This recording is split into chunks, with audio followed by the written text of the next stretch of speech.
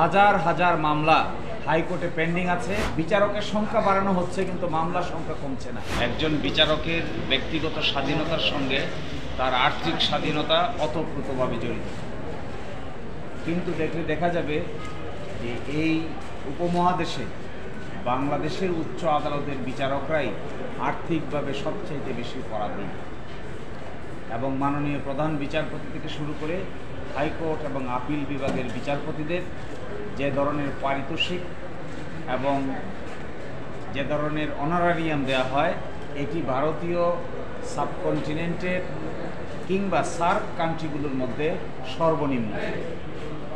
এইভাবে উচ্চ আদালতের বিচারকদের পক্ষে স্বাধীনভাবে নিরবচ্ছিন্নভাবে দায়িত্ব পালন করা কখনোই সমীচীন হতে পারে না।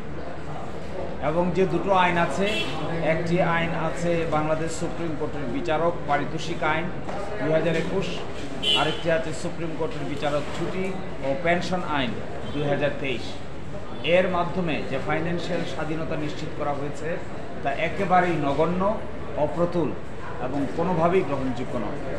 এই জন্য এই দুটি আইনকে চ্যালেঞ্জ করে সুপ্রিম কোর্টের আইনজীবী এবং কয়েকজন আইনের শিক্ষার্থী এই আইনকে চ্যালেঞ্জ করেছে। আরেকটি অত্যন্ত দুরূহ হয়ে দাঁড়িয়েছে, আপনারা দেখবেন যে হাজার হাজার মামলা হাইকোর্টে পেন্ডিং আছে।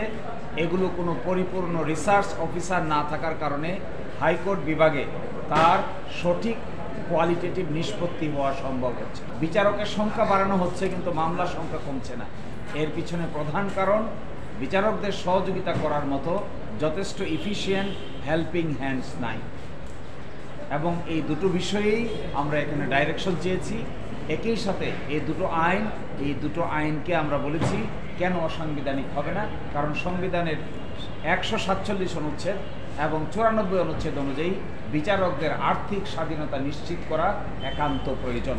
অন্যথায় অনুরাগ, বিরাগ, লোভ বা প্রলোভনের ঊর্ধ্বে উঠে বিচার বিভাগীয় দায়িত্ব পালন করা এটি অনেকটাই চ্যালেঞ্জিং হয়ে দাঁড়িয়েছে।